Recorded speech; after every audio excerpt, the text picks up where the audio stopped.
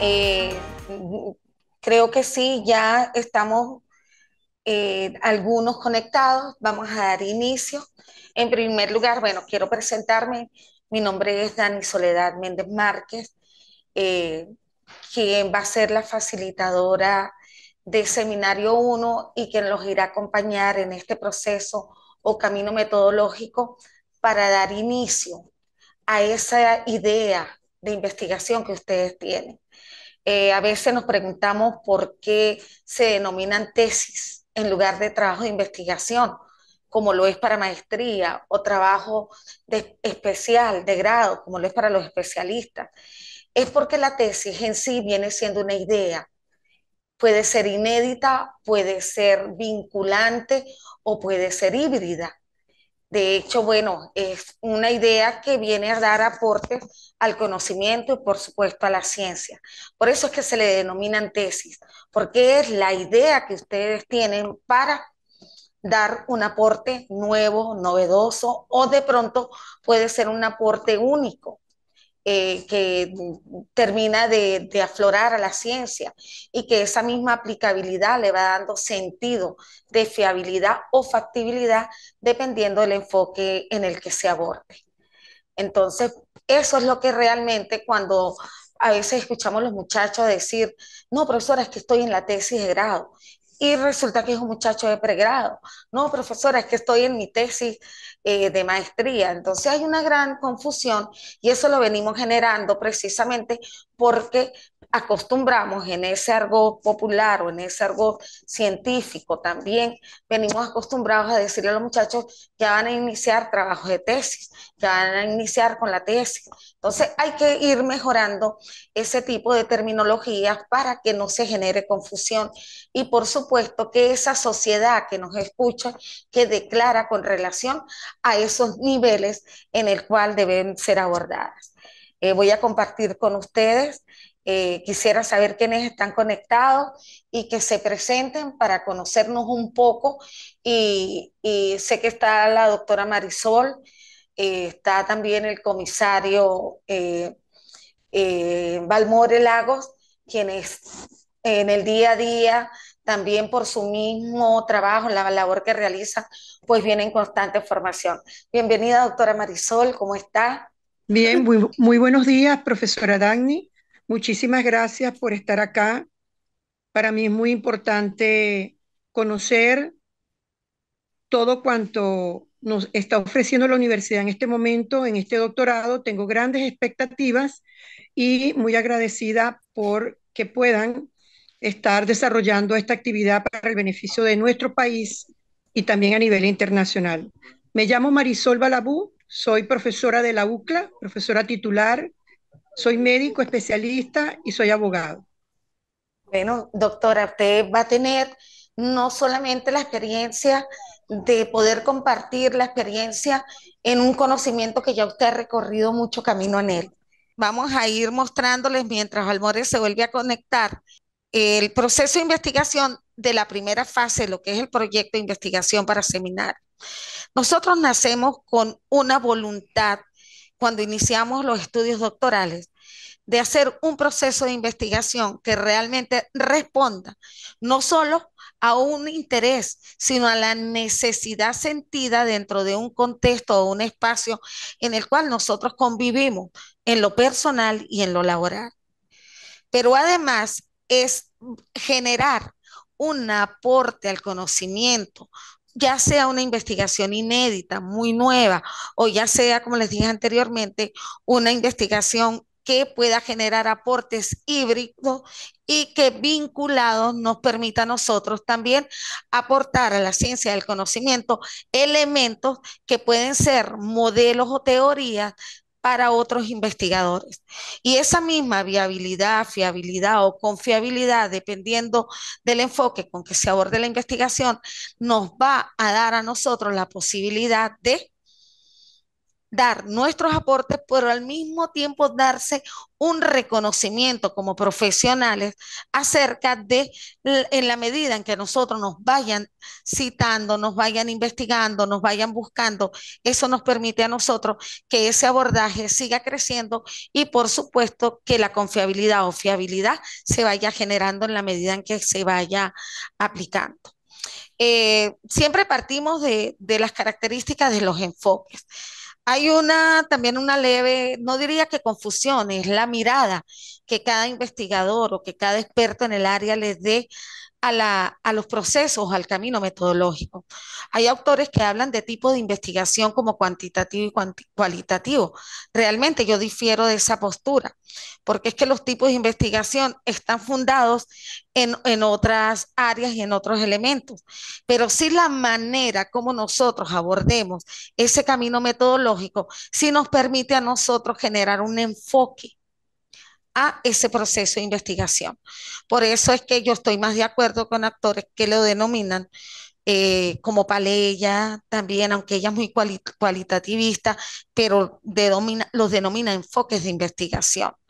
También tenemos a Sandin, que los denomina enfoques de investigación, y eso nos permite a nosotros tener claridad también del método que nosotros vamos a abordar.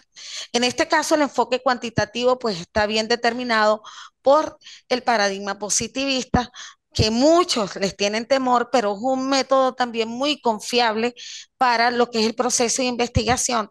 Y le tienen temores por el abordaje cuantitativo que se les da, es decir, a la estadística descriptiva, a la aplicación de fórmulas, a la aplicación de un análisis realmente complejo, profundo, sobre los datos recolectados.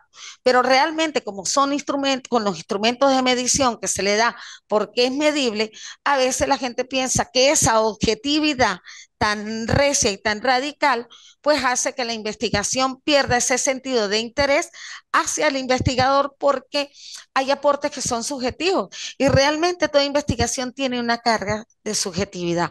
Por lo menos la cuantitativa tiene una carga de subjetividad desde el mismo momento en que usted elige una temática para ser abordada. Parte de ese interés o de esa necesidad sentida dentro del contexto. Entonces, no hay que temerle. La investigación es un proceso muy rico. Es, aparte de ser nutritivo, realmente nos permite a nosotros abordarla de una manera sistémica o sistemática de acuerdo a lo que nos plantea el método científico. Y aunque sea cualitativa, eso no indica que no esté sujeta al método científico, porque están dentro de la investigación científica también. Bueno, como les decía, los instrumentos de medición son instrumentos que son más cerrados, es decir, aun cuando pueda ser místico y tenga algunos elementos para que la gente pueda expresar una opinión, significa que es muy medible. ¿Por qué? Porque son instrumentos que pueden ser cerrados en la dicotomía, es decir, en dos alternativas de respuesta o en escalas más amplias como la Likert, que pueden estar entre 3 a 7 alternativas de respuesta.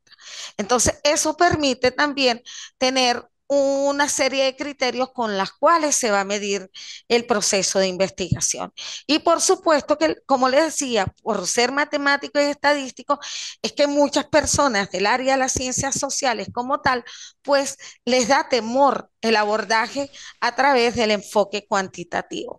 Y como les decía, bueno, la estructura y las características es bastante lineal, tiene unas características de un método bastante sistémico, donde parte la objetividad, la confiabilidad y la aplicación de fórmulas estadísticas que bien van a ser utilizadas tanto para la selección de la muestra o de la población que tenemos y por supuesto para lo que es la muestra piloto en cuanto a la confiabilidad del instrumento.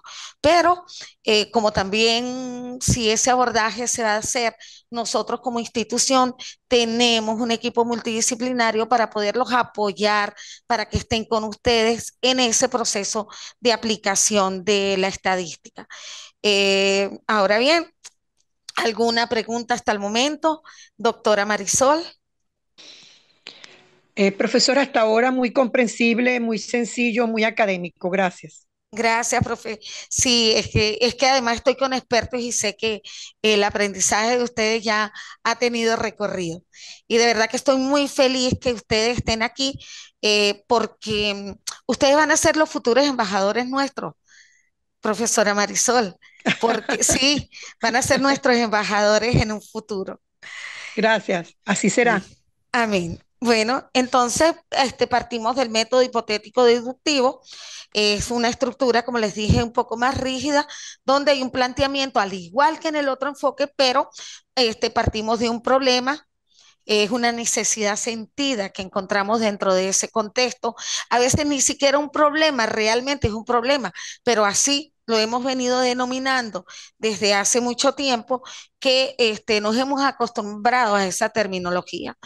En el problema, por supuesto, nosotros vamos a tener algunos elementos en los cuales se va a hacer a enriquecer ese contexto desde partiendo, por supuesto, aquí de acuerdo al método, de lo más general a lo más específico, porque se centra un poco más en la deducción como tal. El problema, pues, es una carta que ustedes inician escribiendo para dar a comprender la situación que ustedes tienen en determinado espacio.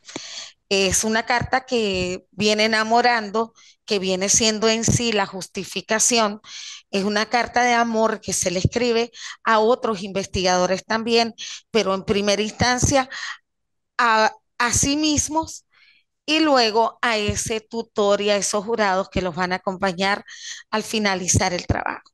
Entonces, viene siendo ese compendio de la situación real, de lo real y lo real soñado que ustedes quieren para poder mejorar ese proceso.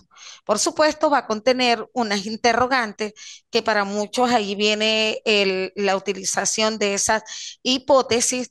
Sin embargo, se le han dado otras características un poco más abiertas a esas interrogantes y luego viene la formulación de los objetivos, el objetivo general o propósito de estudio y los objetivos específicos también o propósitos como tales que van teniendo y que después van a ser más explicados porque vamos a ahondar en esto y que para la próxima actividad ya me van a empezar a escribir esa carta de amor, de ese sentimiento que tienen ustedes acerca de la idea, que hasta el momento va a ser un intitulado, un deseo para convertirlo posteriormente, una vez le demos el veredicto de aprobado como el título de su investigación. En el marco referencial también, pues por supuesto que hay otros elementos, yo voy a ir bajando el marco metodológico y los aspectos administrativos. Aquí está ese contexto empírico que les había hablado. Eh, Quería decirles algo en los alcances y delimitaciones. Generalmente en las tesis doctorales no se utilizan porque las tesis doctorales es un abordaje a la ciencia y no podemos delimitarlo a un contexto que lo podemos hacer en un trabajo de grado de maestría. Las tesis doctorales son más generales, más universales.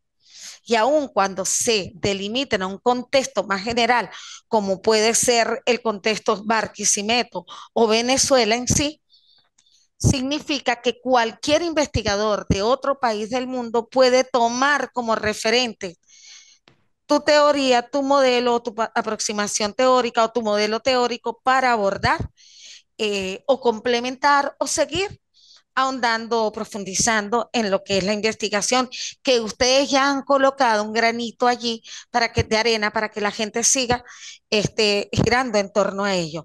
Y que además van a ser artículos que vamos a vincular a nuestra revista Reddit, revista digital de investigación y posgrado, que cuenta con más de 60 indexaciones. Ayer, para sorpresa mía, me encontré con que mis artículos están en la Universidad de Chile y están ya vinculados con todos los resúmenes y nos lleva a direccionar directamente al artículo completo. Entonces, eso va permitiendo que ustedes también vayan dando a conocer esa idea de investigación y que seguramente otros investigadores se van a ir vinculando a ese proceso.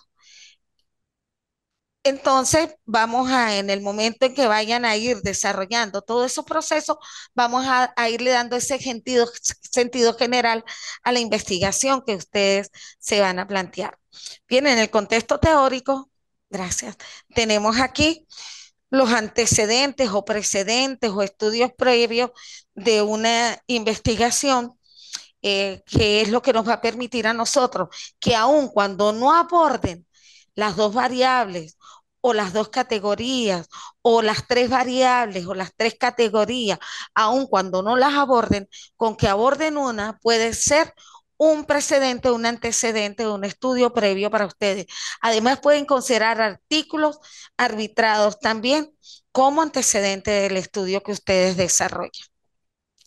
Y por supuesto, ese marco conceptual o teórico también tiene una serie de elementos que nosotros consideramos que ustedes pueden vincular unas teorías que permita el, el que respalde su investigación. Es decir, si es en el área de la ciencia criminalístico, en el área de la ciencia forense, pero que aborde unas categorías o unas variables en el área de medicina o la antropología, bien pueden ustedes establecer teorías científicas, filosóficas que aborden la antropología o el área de la medicina para que le den sustento teórico y pueden estar al inicio para que le dé una firmeza en la cientificidad de la investigación.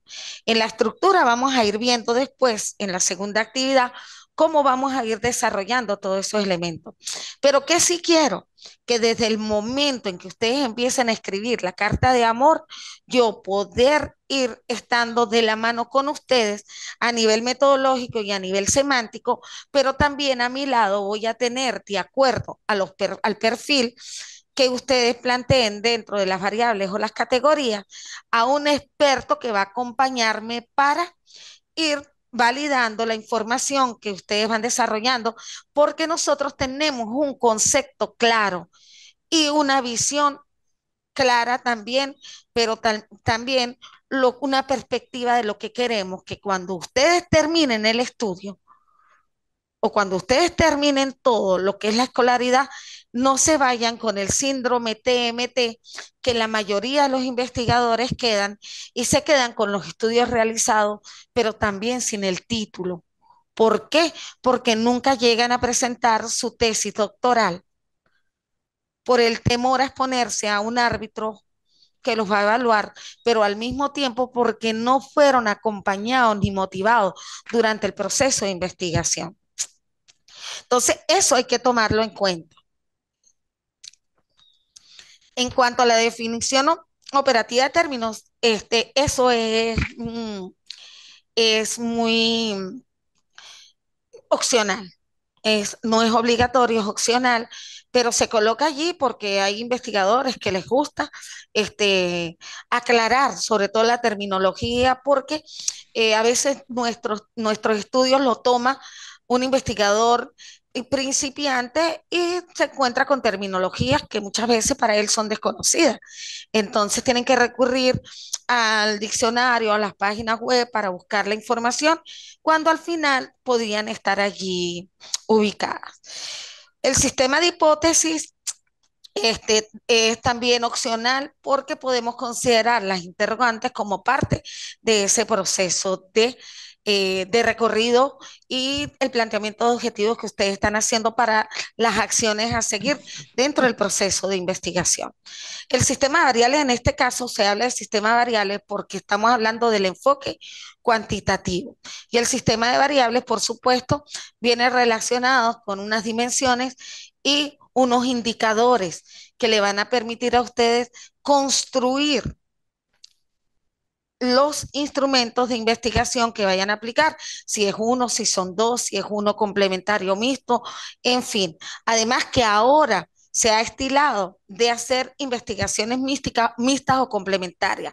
Cuando hablamos de complementario, que realmente puede hacerse pero tiene mayor incidencia, porque si hablamos de mixta, tiene que haber un equilibrio dentro del proceso. Voy a numerar un 50 y un 50, pero cuando hablamos de complementaria, significa que hay más incidencia de un enfoque que del otro, y eso es muy válido.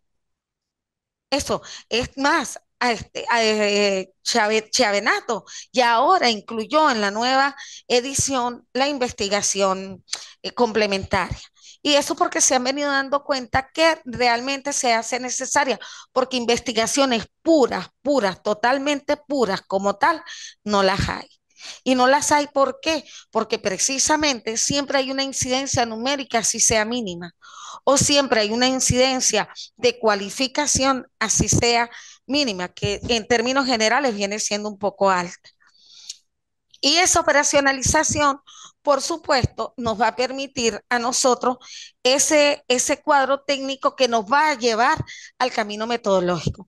Muchas veces, y esto sé que la doctora Marisol lo sabe, cuando nosotros leemos un título, nos damos cuenta inmediatamente qué enfoque tiene y nos damos cuenta inmediatamente, sobre todo, la metodología utilizada, porque la experiencia nos lleva a entender que a través de un enunciado que se hace, nosotros ya nos ubicamos automáticamente.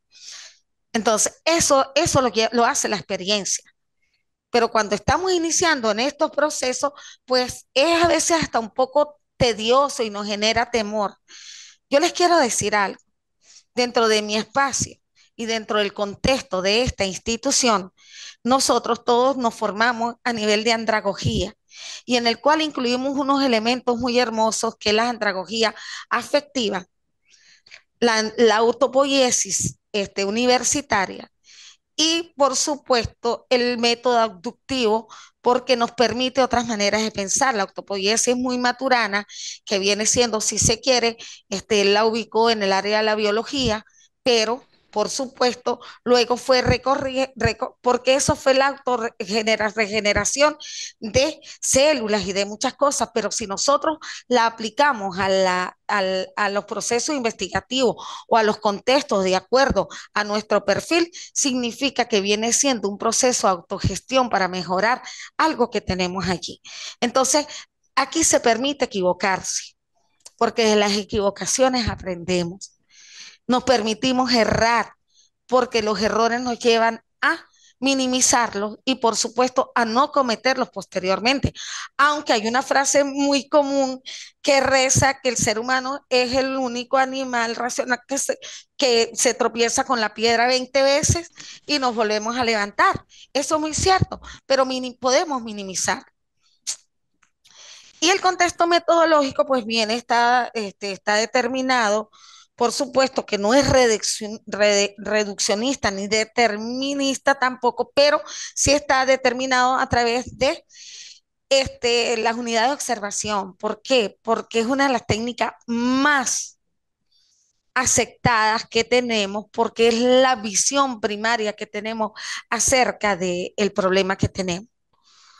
La población y muestra, como se le denomina a través del enfoque cuantitativo, tenemos el tipo de investigación, diseño, los instrumentos a aplicar, esa prueba piloto necesaria en este enfoque y por supuesto el tratamiento de la información que posteriormente la vamos a observar en la segunda fase y ese primer diseño del plan administrativo, que es donde nosotros vamos a establecer cómo vamos a ir desarrollando el trabajo de investigación en cuanto a lo que es esta primera fase de seminario, que vamos a iniciar con una aproximación de proyecto, porque después tenemos seminario 2, seminario 3, seminario de tesis doctoral y tesis doctoral. Ustedes se pueden dar cuenta que nuestro doctorado tiene una carga de investigación alta para ser homologable en cualquier país del mundo. Es una carga de investigación de 64% de investigación. Esta carga alta y al contener 86 unidades de crédito, los arropa a ustedes dentro de los estudios que están vinculados a todos los proyectos que planteó Mercosur, a todos los tratados y convenios internacionales y al proyecto Tuning para Europa, Asia, África y el otro continente. Entonces, eso nos permite a nosotros que ustedes estén formados para estar en cualquier espacio. Y que de hecho, sin temor a equivocarme, y lo repito a diario en cualquier contexto donde esté, la educación venezolana la considero una de las mejores educaciones del mundo, porque tiene un talento humano que siente pertenencia, se identifica y da el todo por el todo para que sus estudiantes tengan un proceso formativo realmente competente y competitivo.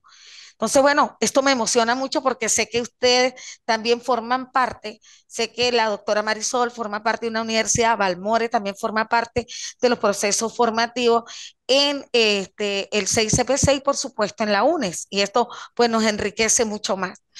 Bueno, aquí venimos, seguimos trabajando y tenemos el método hipotético deductivo, las características que contiene, que parte del empirismo. Sin embargo, yo siempre he pensado que todos partimos de lo empírico, de esa experiencia clave y real que nos hace a nosotros primero sentir y pensar en los procesos que nosotros abordamos. Aun cuando tengamos múltiples ocupaciones. Por ejemplo, la doctora Marisol nos dice que ella es abogado y es médico. Y de hecho escogió dos profesionales, de profesiones vinculantes muy, muy hermosas. ¿Por qué?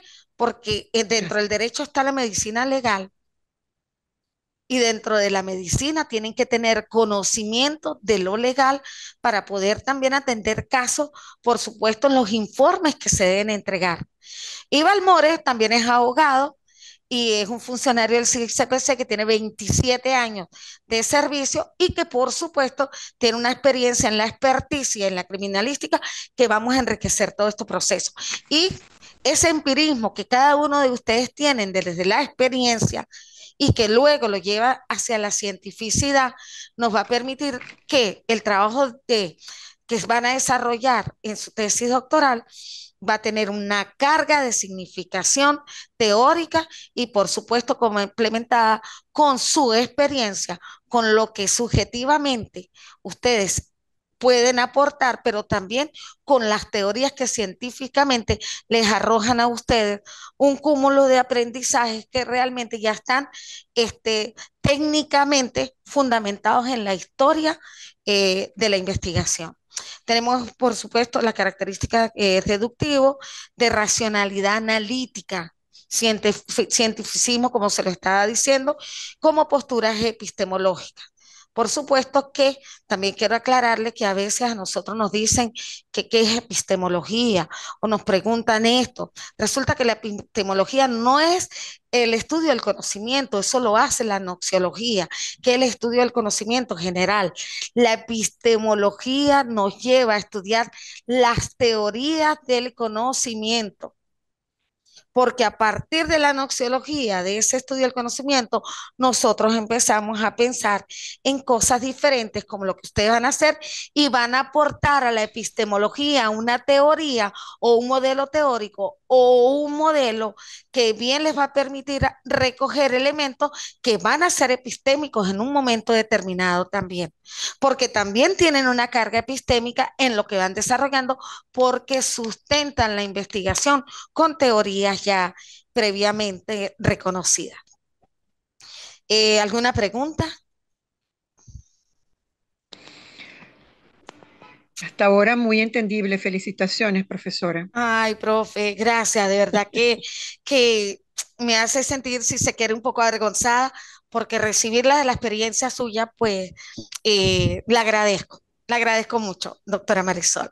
No, es que para mí todo este paseo, este recordatorio, esto nunca, siempre es necesario, profesora, siempre, porque uno puede tener experiencia, pero toda esta parte teórica y puntualizar de la manera en que usted lo hace, pues está para mí bastante fresco y se lo agradezco muchísimo. Ah, gracias, doctora. Valmore, ¿alguna pregunta? Si puede conectarse. De todas maneras, yo voy a seguir hablando. Y si, ajá,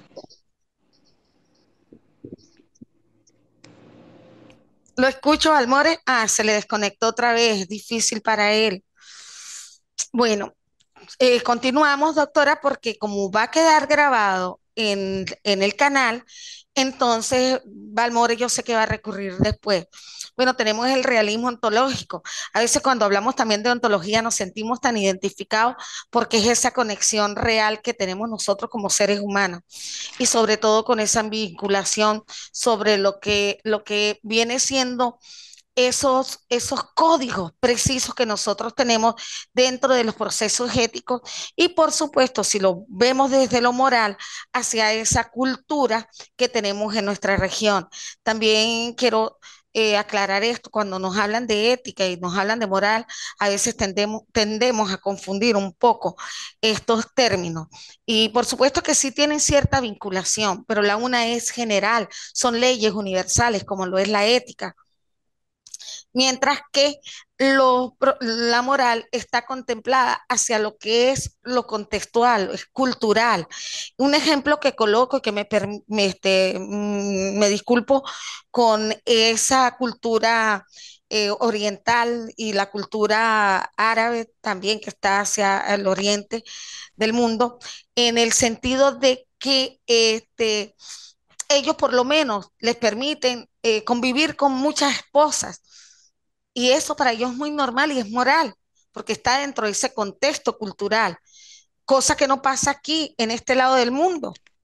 Ya para nosotros eso se convertiría en una situación inmoral como uno lo determina o para nosotros en la moralidad que también es determinante por la cultura. Entonces, son cuestiones que tenemos que entender que mientras que la ética nos arropa a todos absolutamente en el mundo, la moral nos arropa como culturas y contextos.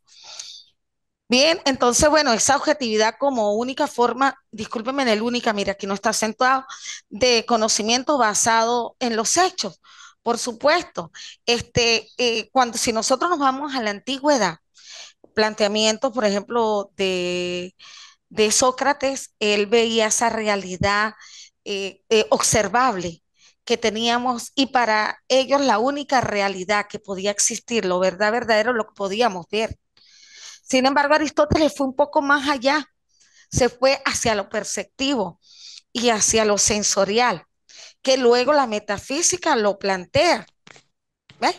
Pero sin embargo, a nivel de lo que este enfoque, que es muy deductivo, pues parte de eso, de esa realidad observable, y es que la que encontramos como verdadera y con la que podemos nosotros conciliar y trabajar desde ese posicionamiento, por supuesto, y basada en los hechos. Mientras que para otros, en la cultura antigua y, y viendo la evolución real que se genera con la misma filosofía, a nosotros esos planteamientos que posteriormente en la Edad Media, que es cuando nace la cultura escolástica, y cuando también nacen las universidades y nacen en conventos, en la visión que se tenía también era también mucho más espiritual. Entonces eso depende de la visión con que nosotros o desde la perspectiva con que nosotros podamos observar eh, esta situación.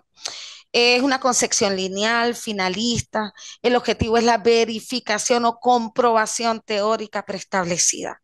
Aquí es verificable y falseable. Si lo que encontramos lo encontramos como no real, contundentemente van a decir que es falso. ¿Eh? Y por eso es que se va a la comprobación.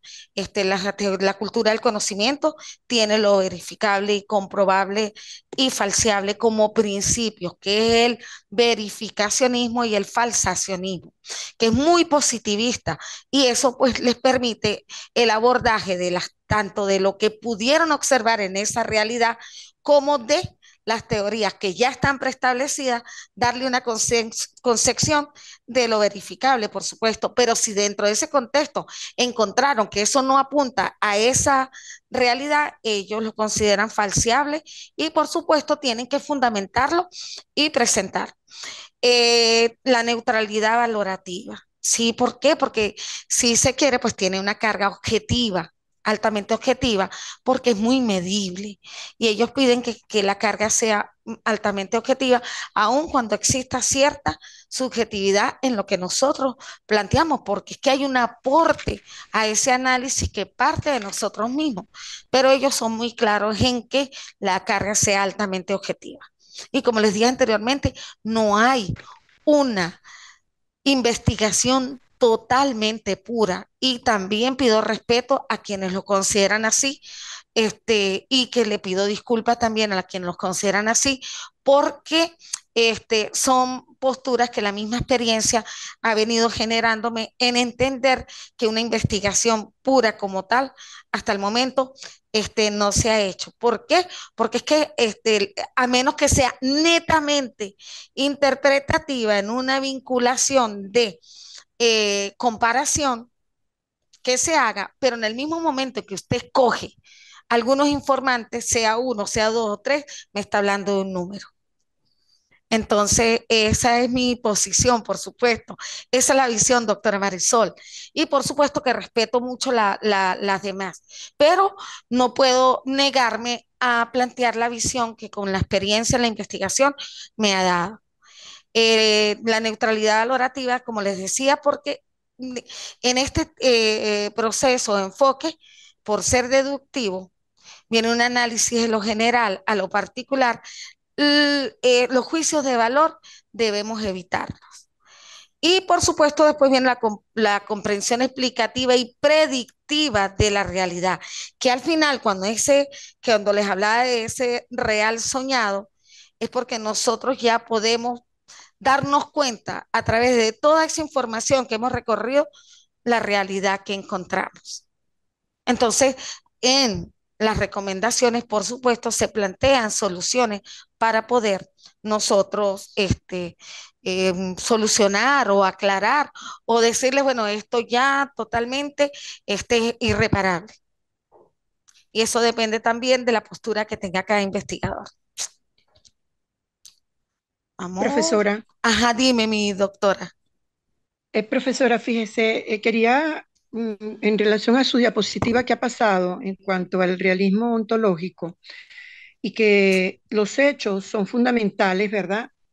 Y lo que le da la objetividad a una investigación. Ocurren situaciones, y quizás como médico lo he visto, donde se desea legislar sobre determinados hechos y consecuencias en la salud de algunas personas porque han sido afectadas emocionalmente, psicológicamente, por personas con trastornos de personalidad. Pero en la ley no existen descripciones específicas de cómo proteger a determinados eventos en la salud. Me explico. Por ejemplo, hay mujeres, o pueden también haber hombres, hay mujeres con lo que se llama el síndrome de estrés postraumático. Ujú. Pero eso, como afectación en la psiqui y en la vida de la persona, no existe en la ley que podamos sancionar a la persona que le ha afectado a la mujer. Entonces, ese aspecto del realismo ontológico es muy importante y yo creo que uno de los aspectos de las tesis y de las investigaciones en general es a veces aportar propuestas, estar propuestas o en un momento determinado darle un giro, un aporte a la ley. Quizá yo ya tengo pensado en que voy a trabajar, pero se lo digo es porque justamente me estoy encontrando en esa carta de amor que usted dice que hagamos, me estoy encontrando con ciertos detalles que ya lo hablaremos en lo sucesivo, pero que eh, estoy encontrando eso, pues, que hay determinadas consecuencias en la vida del ser humano que no están etiquetadas en la ley para ser sancionadas. Sí, gracias, doctora. Y bueno, ahí tienes ya por dónde iniciar para ir cortando esta estructura y poder ir hilando, hilvanando, porque realmente esto es un entretejido que nos permite a nosotros ir recogiendo. Y aun cuando a veces encontremos dificultades, Yo sé que se subsanan, ¿por qué? Porque ya tenemos una red fuerte que el proceso de investigación nos ha ido generando. Y nos encontramos también con tutores que quieren hacer de su investigación su propia investigación y que su postura sea más válida que la nuestra o que la de ustedes. Entonces hay que cuidar eso. De hecho, yo tengo un artículo que se llama Aciertos y desaciertos en las asesorías y evaluaciones de trabajos de investigación y tesis doctorales. Muy bueno. Porque sí, porque resulta que a veces el jurado y los tutores quieren llevarnos por el camino que ellos consideran, pero resulta que quien escribe la carta de amor, la que siente y la que piensa acerca de eso, realmente es la investigadora o el investigador. Entonces, aquí eso prácticamente queda nulo y tenemos también algo, porque no sé si se ha dado cuenta con su experiencia, que cuando usted llega al final a defender su tesis y ha sido el jurado que te ha evaluado y que te ha venido revisando, te dice al final que cambies algo. No, nosotros aquí, para eso está un jurado que nos representa, que no permite cambios después de haber sido evaluada y revisada la investigación. Si van a generar cambios, tienen que hacerlo durante el proceso, no en el momento, porque cuando ya está usted y está Esteban Mori, está el doctor Milton parados defendiendo su tesis o vinculados a través de las tecnologías defendiendo su tesis, ya esto ha pasado por un proceso previo de más de 10 veces evaluado. Entonces, eso sí quiero dejarlo claro. Y de hecho, generalmente yo estoy como presidente de jurado muchas veces porque ahí es donde intervengo y le digo, no, ya esto está listo, ya fue evaluado, ya tal cosa. El trabajo queda como lo presentó la doctora Marisol, como lo presentó el comisario Balmorio, como lo presentó el doctor Milton, porque ellos ya tuvieron un merecido recorrido del proceso de investigación. Y eso es que hay que aclararlo, las universidades nos hemos convertido, por eso es que existe el síndrome TMT, nos hemos convertido en bizarras, mutilando la idea del investigador y generando un espacio de investigación colectivo. Y resulta que el tutor puede ser coactor, pero no es el dueño de la investigación. Entonces, eso hay que respetarlo y hay que respetar a nuestro investigador. Discúlpeme que me ponga un poco eufórica porque es que tenemos que ir trabajando en función a ello. En cambio, a veces también existe la posibilidad que las universidades a veces conocemos al jurado cuando está allí. Y entonces, por supuesto que allí, entonces a veces dan una serie de sugerencias. Bien, y aquí tenemos los diseños dados hacia lo que es el enfoque, no solamente cuantitativo, también hay algunos que pueden estar dentro del enfoque cualitativo y que nos permite a nosotros, por supuesto, aclarar y ver que la investigación solo cambia en su enfoque, más no en su estructura, y solo cambia en la metodología y cambia en el análisis o en la interpretación, pero lo demás generalmente es lo mismo. Bien, entonces las no experimentales y que estas están dentro de los niveles transeccionales y longitudinales. Los transeccionales, cuando es una única vez que nosotros aplicamos, nos encontramos con ese objeto de estudio, que es decir, nuestros informantes, allí aplicamos el instrumento y bueno, las longitudinales permiten una serie de visitas para tener un carácter evolutivo de acuerdo a lo que la necesidad que tenga el investigador. Y en cuanto a las experimentales, tenemos las preexperimentales, las cuasi experimentales y las experimentales puras. Aquí ustedes dos son expertos en esto. ¿Por qué? Porque están vinculados a unos perfiles que realmente los invita a ustedes a estar a diario sistematizando procesos que están vinculados a lo que son los diseños experimentales. Bien, aquí tenemos los no experimentales, por supuesto, el investigador no ejerce control ni manipulación de las variables y se toma de acuerdo según el tiempo que se tome para la investigación, como les dije, en ese caso puede ser longitudinales o transeccionales. Y bien, están también en el espacio de ser descriptivo, comparativo, causal o transversal. Y las longitudinales, varias mediciones o observaciones a lo largo del tiempo con el fin de determinar la evolución de la variable. A veces yo me antecedo un poco, pero posteriormente van a tener la explicación. Pueden ser de tendencia trend, es decir, lo que es la evolución de ese grupo o corte penal. Es la tendencia tren es porque se mide el comportamiento o el objeto de los informantes van dando seria, a través de distintos instrumentos se va recogiendo información para ir determinando de esa realidad y poder tomar una base de datos realmente, si se quiere, compleja, para que el proceso de investigación también sea más verificable. Hay aquí donde dice que puede ser de corte también de paneles porque pueden estar varios informantes al mismo tiempo dando su información. En los diseños experimentales, por supuesto, es, como les decía antes, es de un solo grupo estático o de dos grupos.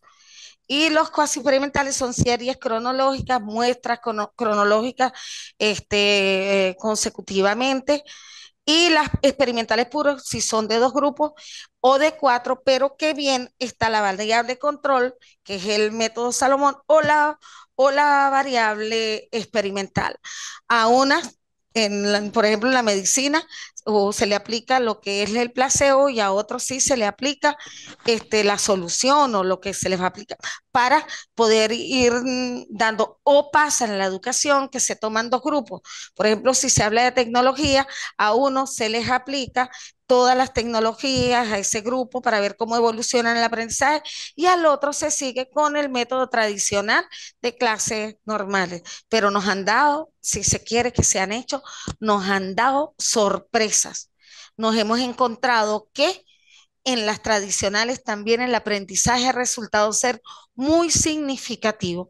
Por eso no podemos quejarnos tampoco de ese paradigma conductual que muchas veces es necesario en nuestros estudiantes.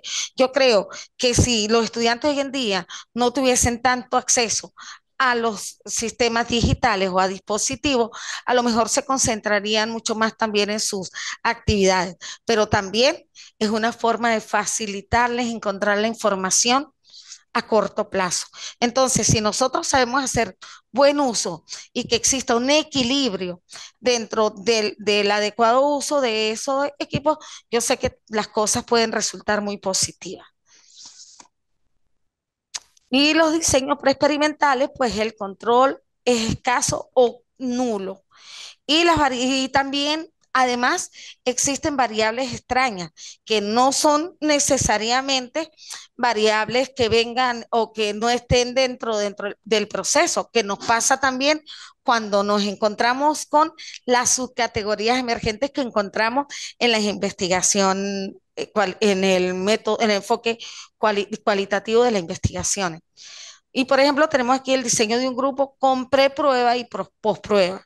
Y por supuesto que son diseños, como les dije, se parece un poco, pero es previo a esa experimentación. Es como que si aplicáramos una muestra piloto. Y bueno, las muestras se seleccionan aleatoriamente y permiten la manipulación, la variable independiente en cierto grado de control en las variables extrañas. En la medicina esto es elemental. Aquí tenemos los puros, reúnen los requisitos necesarios para lograr el control de variables y validez interna de dos grupos o de cuatro grupos, como les decía anteriormente. Y aquí tenemos la investigación cualitativa, por supuesto, tenemos la definición de lo que son los métodos de historia de vida, los etnográficos, la etnometodología que se está usando mucho con sus respectivas características. Por ejemplo, aquí hay un una pequeña definición de lo que es la investigación de Pérez Serranos en Sandín. Dice que es un proceso activo, sistemático, riguroso. Fíjense que a pesar de ser cualitativa, tiene que aplicarse el método científico. Porque es que hubo al inicio, cuando se empezaron a generar investigaciones, que se volvió un modismo de hacer investigaciones etnográficas o de hacer investigaciones, este, eh, se me fue en este momento, que donde de investigación, acción única, investigación, acción participante, eso nos volvió en un modismo y que todo el mundo creía que porque era una investigación que se hacía participante, se descuidaba el método científico. Como tal, el método científico no era viable.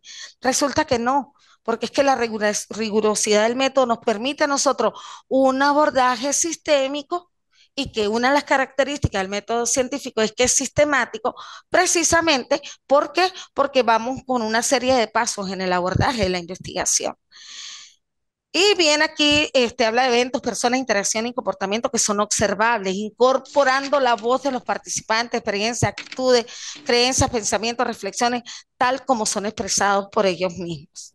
Entonces, eh, aquí tenemos las características: empleo de métodos cualitativos, observación naturalista y sin control, tendencia subjetivista, orientada al proceso, holística, inductiva, que parte de lo particular a lo general, descriptiva e interpretativa. Quería aclararles hace rato cuando hablé de descriptiva. La descriptiva puede ser investigación y puede ser nivel. Y eso es bien importante dentro de la investigación, porque generalmente cuando hablamos, por ejemplo, de un tipo de investigación de campo de nivel descriptivo, y hay gente que les colocan, hay jurados que le colocan una tachita y le escriben nivel no tipo de investigación. No, es que depende de cómo el investigador vaya a aplicar los instrumentos y qué quiera hacer en el análisis de los datos. Entonces, en eso también hay que aclararlo.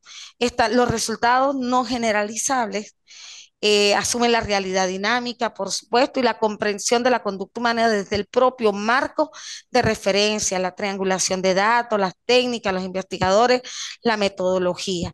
Pero bien, esto, si ustedes lo observan, se parece mucho también a la investigación que está estructurada por el enfoque cualitativo, por ese camino del enfoque, pero solo si he visto una gran diferencia en el abordaje de la metodología en cuanto a instrumentos, en cuanto a la selección de los informantes, por supuesto, que viene dado hacia unidades de análisis uniformantes clave, que viene siendo la misma población y la misma muestra. Entonces, pero el instrumento de aplicación sí es bastante, bastante diferente, porque se maneja casi siempre la técnica de la observación, hoja de datos, este, recolección de información en directo, pero también la técnica de la entrevista. Y los cuestionarios pueden ser estructurados, no estructurados, semiestructurados, pero que bien alcancen unas respuestas amplias para poder recoger por supuesto, lo que ellos dijeron, pero también si existen categorías o subcategorías emergentes. Aquí tenemos los métodos, está el etnográfico, cuyas técnicas la observación participante y la entrevista en profundidad.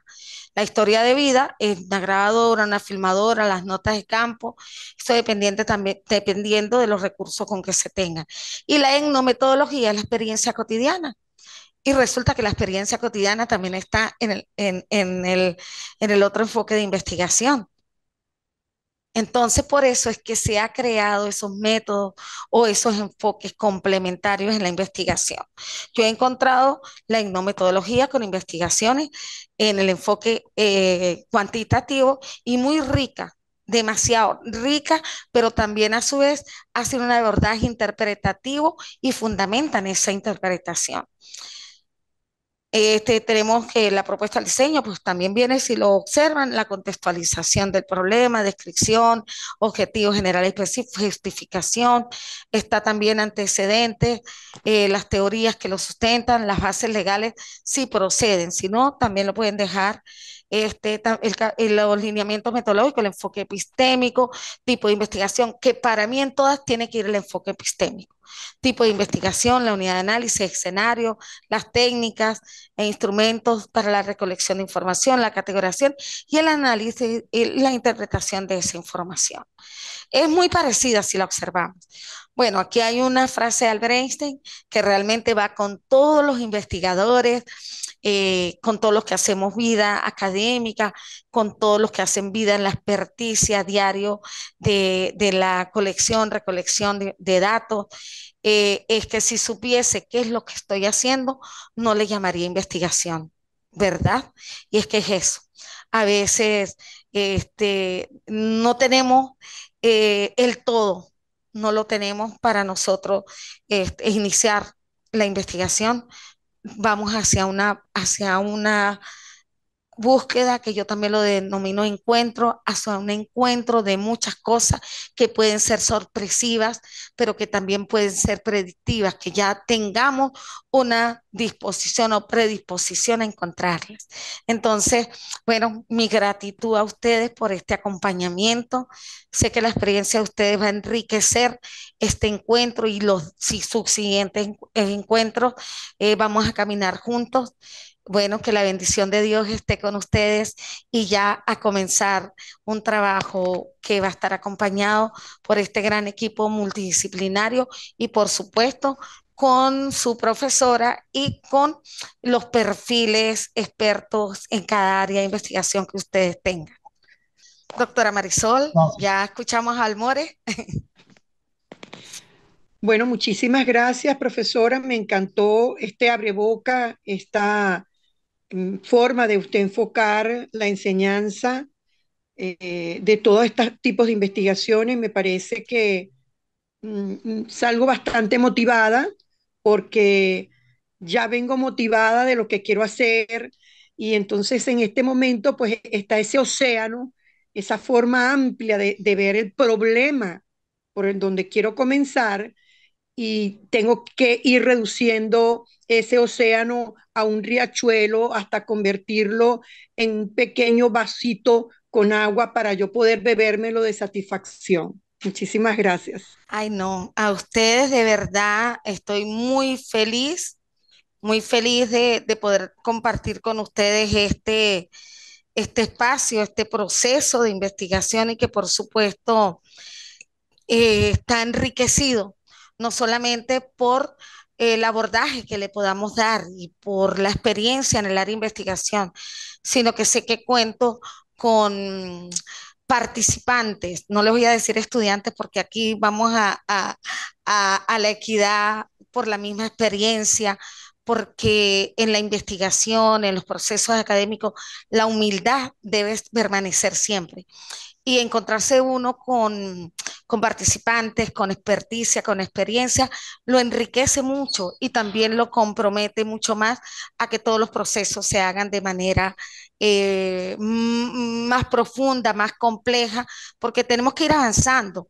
No podemos quedarnos siempre en una linealidad de que lo que aprendimos ya es suficiente, no, es inacabable, el aprendizaje es inacabable, por supuesto que el conocimiento lo es y la ciencia requiere de que no nos conformemos, de que sigamos creciendo, de que investiguemos, profundicemos en la investigación y que generemos aportes a la sociedad del conocimiento.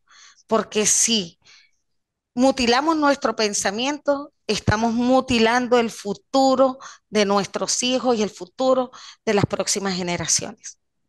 Muchísimas gracias a ustedes por acompañarme. Que tengan excelente día.